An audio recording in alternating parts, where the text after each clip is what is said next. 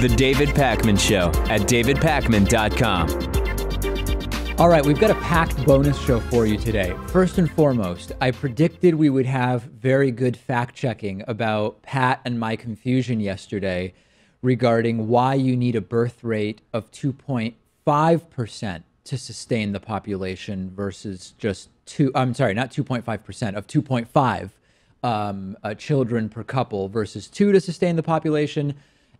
He's really becoming like a resident fact checker in chief, Osmo, who's one of our members and longtime viewers. I believe he's Norwegian. I believe he's from Norway. And he said there are 2 reasons why one needs more than 2 children per couple to keep the population going.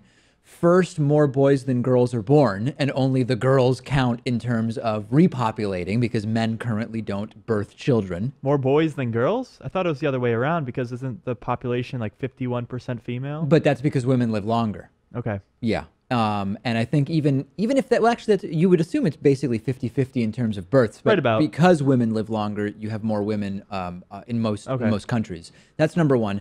Second was what I suggested, which is people do die before the end of their reproductive age in modern Western countries. The first reason is dominant, but in more primitive societies, the mortality of people before they have children is the dominant cause. In the West, it's often said that one needs 2.1 children per a woman in order to sustain the population. It's actually more like 2.06. Says Osmo. So that's good. I'm glad that we got that information. Now we know. Well, luckily, Sky News is based out of the United Kingdom. Okay, which so that I put one we forward. were... Yeah. You thought maybe they were out of Canada. That was that one thing. we verified. Yep, so we verified that. No fact-checking necessary there. Okay, robotics. Over the last several, months, years, MIT has been making major advancements when it comes to robotic technology. And they have now developed a robot with socially aware navigation, which can pace alongside pedestrians. So if you imagine a robot that's out on the street, unless the robot has been programmed either specifically or with the ability to mimic other pedestrians, the robot might walk really, really quickly. It might walk really, really slow. It might not understand etiquette when you come to a crossing. Like, you don't just push your way to be the first person that's going to get across the crosswalk. There's sort of some etiquette involved there. And I would argue that just mimicking other pedestrians wouldn't even be good enough because so many people don't even know how to walk in pedestrian traffic as it is. That's right. And of course, bumping into other people is something a lot of pedestrians often do.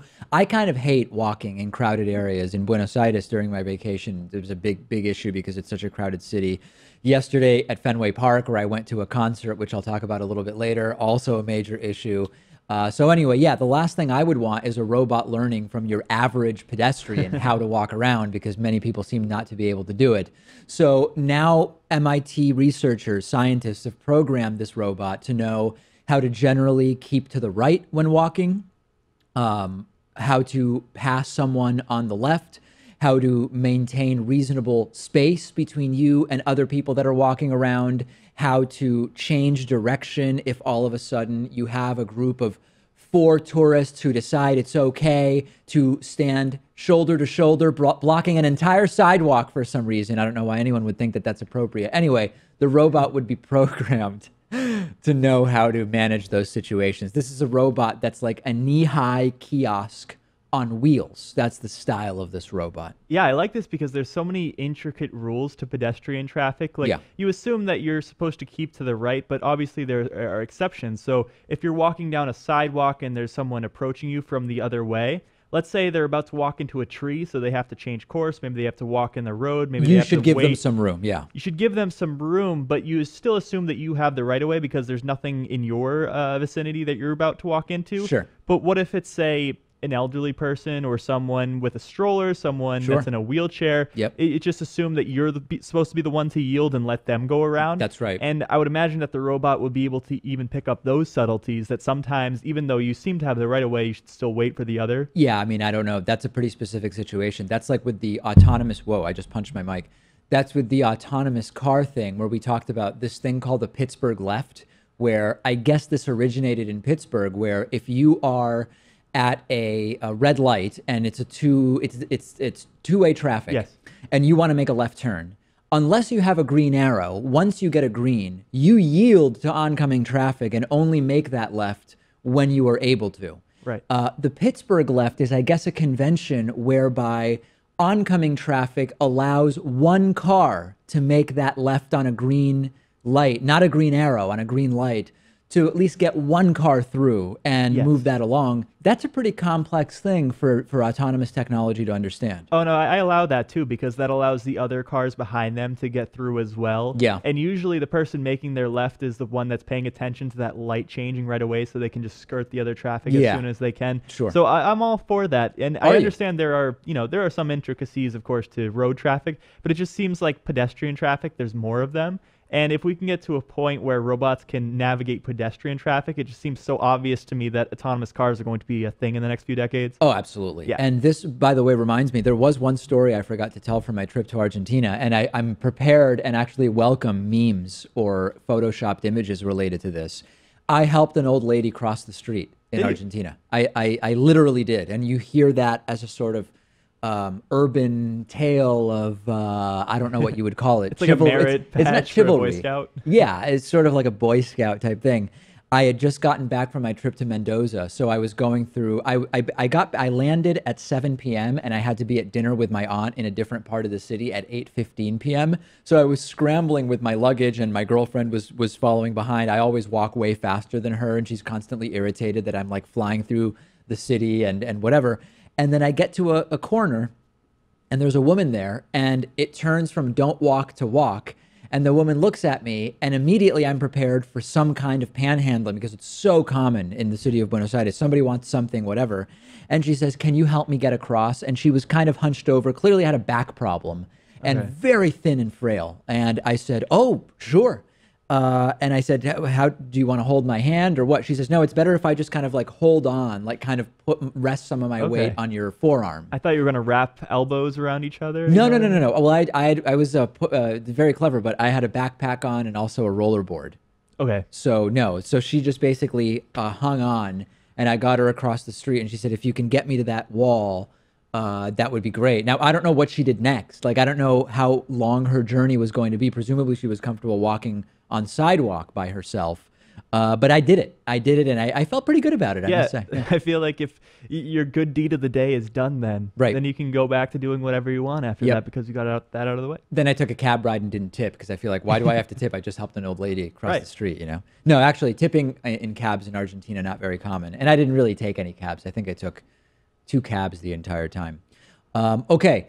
New fathers in the United States are getting older. Not really surprising, right? I mean, with the advent of both, there's a number of reasons, actually, why new fathers are older and older in the United States. Number one, generally speaking, fathers are with mothers that are close to their same age. Yeah, maybe a few years apart at most. Few years apart, sure.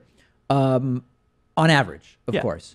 And that makes sense when you consider that it makes sense that the fathers would be older, because the mothers are also older, because now medical technology and sort of human health and longevity leads to women being able to give birth to children at older and older ages, again, on average. So that's one reason why we would expect to see older and older fathers.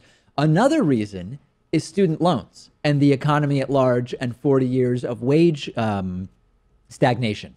Because for financial reasons, you are seeing individuals delay parenting, fatherhood, motherhood, whatever the case may be in everyone's particular case, because they need to either get their student loans paid off and or as a result of a wage or student loan situation, they don't feel economically ready to have a child yet. So there's actually a number of reasons why this makes absolute and perfect sense. Or we often hear about women wanting to focus a lot more on their careers than maybe in past generations. Yes, so indeed. You'd have to imagine if they're in their late 20s, early 30s, when they first have a child, their husband maybe the same age, maybe a little bit younger, maybe a little bit older. So I think that lines up pretty. It would line up as well, right? And as you see, not only more women in the workforce, but also more women in the workforce in particular types of positions where it would be a complete and total interruption of a career arc to have a child at certain times. Now, I'm not saying that that's a great thing. I'm not saying that we shouldn't be trying to make it so that women can have both a family and a successful career. I'm not making any value judgment or anything like that, but it is the reality that there are many careers in which, regardless of what legal discrimination is prevented by the law, you are going to see interruption of a career if you decide to have a child at a particular time. And it somewhat applies to men as well, although much more to women. These are just sort of realities. So it's very obvious. The results are very obvious. There has to be such a urban and rural divide here, maybe even one on religious grounds as well, because I've spoken to people who are around my age, maybe from Kentucky or from other rural parts of the country, and they say that at 23, it's pretty normal for someone to be getting married at that age. Oh, yeah. And you'd have to imagine after getting married, within a few years, you might start having kids. And, you know, I mean, part of that's just tradition, I guess, but also it's attitudes towards birth control, you know? Yeah, it's a lot of things. That's a big part and half of my girlfriend's family from her dad's side is from rural Midwest. And when they visit and they see all these people from my girlfriend's mother's side who are late 20s, early 30s, many of them not even married, have gone to graduate school, entering careers, certainly no kids, they are actually confused and they express it. They say, how come you're so old and you don't have any kids? They've actually asked that type of thing. And they say by the time you're 22 in a lot of the Midwest, particularly in rural parts, it's sort of assumed you'll be married probably with one kid, if not a second on the way. Right. And I mean, you know, out here in the cities, it's just kind of assumed that you stay single or have, you know, a few relationships in your 20s and early 30s even before you settle down. So sure. There definitely is that divide, right? Sure. Wow. Pat going into depth here. It should be like a romance counselor or something. I think that would be a good segment. Yeah. Relationship advice with producer Pat. Okay, so yesterday I went to the infamous Fenway Park in Boston, Massachusetts to see a Billy Joel concert. Billy Joel has been doing a concert at Fenway Park about once a year for 4 or 5 years at this point, right? And it was magical. It really was. It was an incredible performance. And, you know, I don't love the huge venue concerts because it's very impersonal. You're very far from the stage in many cases unless you pay $1,500 or $2,000 per ticket to be right up front, which I didn't do. And you're basically listening to amplifiers, right? I mean, it's not really the experience that I prefer to have when I go to a concert. But Fenway Park is such a unique venue for concerts that it was actually a really, really great time. And I'll start with like the bad. The bad is it's just so filled with people and you can't walk around and it's a total shit show in every sense of the word. In every sense of the word. Oh no. And the other thing is, you know how I think you've heard me say this, on planes, no matter what, I end up in front of someone kicking my seat. I look around, it doesn't look like any other seats are getting kicked. I've got someone kicking my seat. Okay. Movie theaters, I end up next to people that are talking loudly or in front of someone who's kicking my seat, whatever. At this concert, I ended up next to some really drunk young people who the guy who was next to me kept standing up and inching closer and closer and swinging his arms in whatever kind of cheering he was doing. And he almost elbowed me in the head multiple times, twice elbowing me in the arm. And both times I kind of put my hand up. So he realizes there's contact. He looks at me and I say, you almost elbowed me in the head. He's, oh, sorry.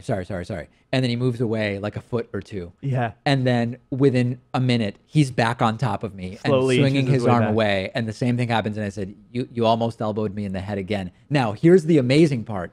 I was not in the section of the crowd where we were standing the entire time. So I was in a slightly less rowdy section of the crowd. But during certain times of the show, particularly the last 8 songs or so, everybody was standing. I'm used to being much smaller than everybody, right? Because I'm not particularly tall. When I stood up, I had like 5 inches on this guy. This was a really little guy. And at that point, believe me, it's been a long time since my physical presence seemed to be an intimidatory factor for anybody other than a little kid. You could have been standing up the whole time for this. I should have been standing up the entire time because then this guy would have seen that I towered over him. And as soon as that happened, there were no more elbows. He moved right over. Isn't that stunning?